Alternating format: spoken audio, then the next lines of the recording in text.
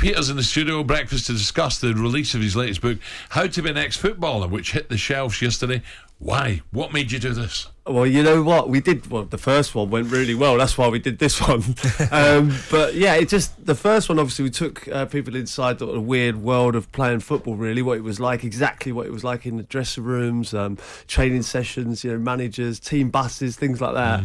And this one, it was just about players that retire. Obviously, we're all retired players, and people have gone into strange jobs. Things that you just associate footballers with, punditry or coaching, and what I found out was so many players out there with some bizarre jobs, and obviously players that just stop and have really struggled. So it's nice to sort of touch on that. Like ones who struggled, had not had that purpose in life anymore.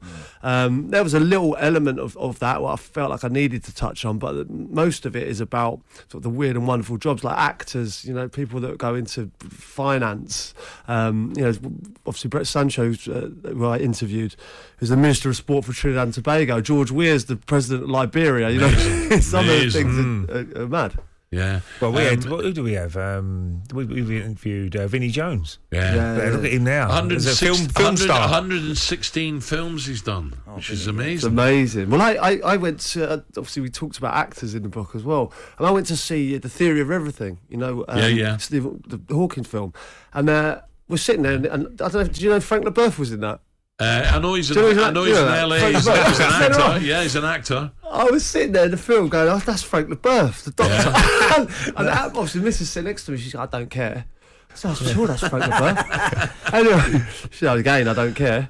So I made her wait till the end credits. Yeah. I told you it was Frank LaBeouf. I don't care. No, we spoke to him. Yeah, he's over in LA, isn't he? Ginola. What do you think? Do you ever think yourself what you'd have done had you not played football? No. Right? No.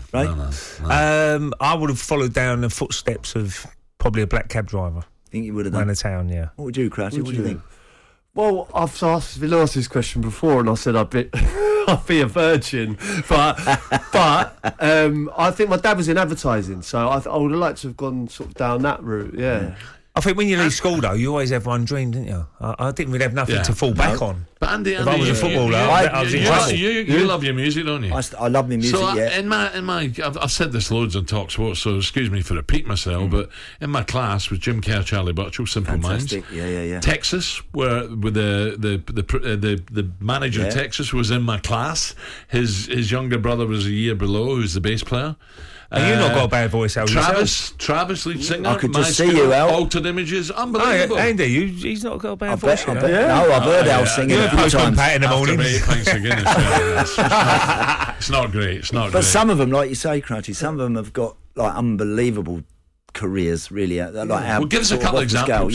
Well, like I said, I've mentioned a few of them there. Like obviously, Brett Sancho, who we interviewed at Trinidad. I mean, he was an actor. He did a bit of acting. He owned chicken shops, and then he went into being the Minister of Sport for Trinidad. He was such an interesting guy. Gavin Peacock. Yeah. He's now he's a priest in Canada. Yes. So he gave us his time. He was brilliant, but really, he's a man of the cloth now. Yeah. I don't know if when he came just after me. He came just after me. I know Gavin. Absolutely. I played with him at QPR, Gavin Peacock. Who was the detective? Who was that again? Ian Dazoo. No way. Yeah, centre half, Portsmouth and Wigan. Yeah. So I played against him, and we got him on. I got to chat to him, and I said, "So what? He's sitting there." And he was in the office, and you could see it looked like one of those series that you watch. It was like full on detective. How's he go undercover as a detective if he used to be a footballer? Everyone knows him.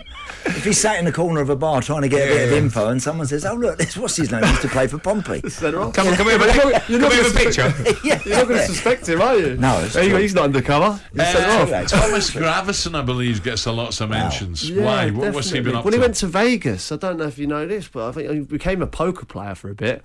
But I honestly, we tried to get him, and he wouldn't. I don't know what he's up to be quite honest. Was he not in a bike club? Who was the footballer who ended up in a sort of, not Hell's Angels, but he was. All right. It was one of them joined a motorcycle club or something. You got to say, Al. I think so. I don't know who that is. But I've got a feeling it was him. Gravison, he lives in Vegas, and he's in the same development as like Steffi Graf or Andre Agassi and people like this, and he's made a load of money somehow in Vegas, but Couldn't get to the He was bottom. a bit mad, wasn't he, on the pitch, wasn't he? Who's the Arsenal player? Yeah, Flamini. Who's Fleming. yeah. Oh, Biochemicals. That's it. He is worth fortunes. Yeah. I don't mean a few mil. I mean billionaire. hundreds of millions. Flemini. Really? Is it? Yeah, he put his money into this years and years ago, and then all of a sudden he went through the roof. Have you been on the phone, Ray? Have you? He's a good lad as well, I like that. Santa Pay, any chance of buying your 10-bedroom villa or mansion? Anders Limpard, didn't he become? Was he a magician or didn't he? A magician? No, didn't he like card tricks and all that? Do you remember sort of Glenn stuff? Helder, Yeah. the winger? Yeah. Anyway, we was on pre-season one, and they were setting a band up, and they had a set of drums over there, and he wasn't a bad footballer. Next minute, he's gone up to play the drums. Better drummer. Unbelievable. I've said we've got a better drummer than football. His old man was a professional drummer, so he was unbelievable. We was all like that, all clapping him. Brilliant. So I said, "You're in the wrong game here. You should be in a band. What are you doing?" Yeah. Daniel Agger's another one. Daniel Agger's he set up he had a tattoo business. I loved his tattoos. He was an artist, and he set up like a massive online tattoo business. But he's got the biggest sanitation business in Denmark now. Oh. So like, It's amazing, isn't it? When you think about it. But for all the guys who've done really well, there is there's some sad stories out there, isn't there? Which is really horrible. Yeah, that obviously that it wouldn't be right if we didn't touch on that. People that have, that it just stops. It's over, and then there's some of the stats for sort of. Divorce, bankruptcy, after football is horrible. So I spoke to a couple of people that really struggled, and it's obviously good to speak to them, just highlight sort of the issues that they go through. It's one of them. Sometimes you listen to people too much, don't you, as a player? Now we're there to play football. You get advice to say, "Oh, do this, do that," and you think you're trying to do you a favour, and then all of a sudden it all goes wrong, doesn't it? And there's lots of players gone down that road as well. Yeah. And then you're in debt, and you're struggling to pay bills, and it's a nightmare, isn't it? So Ray gets a mention. Neil Warnock. We'll come to that. Tony Cascarino gets Cass a was a mention. hairdresser Harry before he Redknapp. started playing. Now He's a good poker player as well, isn't he? Cass is good. Cass loves playing poker. But he was a hairdresser originally before he started playing. Before he started playing for Gillingham. So I don't think he was a very good one, to be honest with you. He's probably just washing. Do you know what I mean? One of them. He's just washing it. But again, it's like you never know what he might have gone on to become. Yeah, frightening. Anyway, big game coming up Anfield. Liverpool needed that victory up at Ibrox, didn't they? But City, how do you stop City, Pete? I don't know if you can at the moment. Yeah, they're just full of confidence. Like you said, last year they won the league. They were the best team in the league. But then they just added 40-odd goals, 50-odd goals He's a a beast, season, isn't he? and nothing else has changed. They're still creating amazing chances. They're still going to get goals from other areas, but then they've got the best centre forward in the world at the moment. Yeah, how do you stop them? I really don't know. I do. It's a big struggle. I mean, because you can't double up because they've got so much talent elsewhere. I looked at that. Potentially doubling up on it, but they get 4 or 5 men in the box. The fullbacks are in the box. The 2 midfielders are in the box. I was saying to Andy and Ray earlier how it's changed when a striker. He used to come short. If you didn't get it, you spin out, leave a bit of space for another striker to come in. That doesn't happen in the modern game now.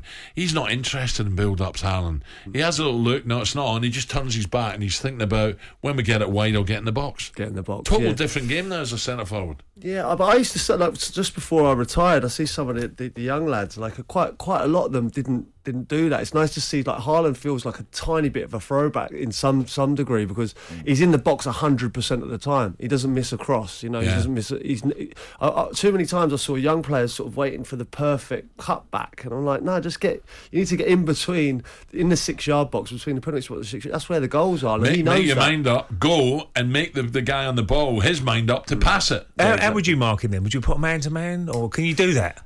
You need a Martin Keown back in the day. Well, I'll tell you what. Again, Martin was brilliant at that, wasn't he? He was fantastic at that. If you gave him that sort of job, he would take great pride in sort of doing it. I'm not sure you can do that now. You ain't got a player like that now, really. And the thing is, what he's done for City is if like Liverpool always play with a high line, don't they, Pete? And whereas now, anything over the top, he looks like he's going to win a foot race against like anybody. I mean, it'd be fascinating to see that battle with Van Dijk. How many do you think he's going to get, Haaland, this year? Well, you know what? He's making a mockery. Like I was talking about this before. Like I the England record. I'm so proud of it. 1 in 2. It's brilliant. Right? No, he's getting him in 60 odd minutes, isn't it? 1 in 48 minutes, he said. Yeah, I got a few hat-trick balls at home. I thought, 20-year career, there's the 4 hat-tricks there. He's done it in 2 weeks. It's frightening, isn't it? He'd have to get a small house for his match balls, wouldn't he? Well, I think he's got more. I think he's got a few houses. Yeah. I'm surprised if he hasn't. talkSPORT Breakfast with Alan Brazil. Thursday and Friday morning, 6 till 10. On AM, on DAB, via the talkSPORT app and on your smart speaker. talkSPORT.